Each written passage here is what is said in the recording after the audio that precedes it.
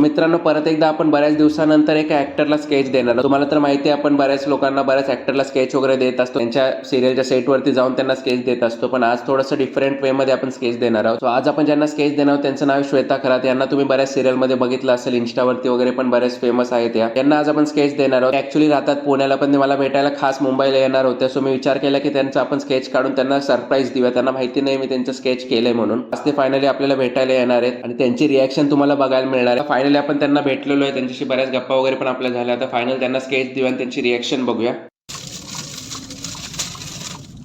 Wow. So beautiful, so pretty. Thank you, Sudarshan. Thank you so much. Fabulous.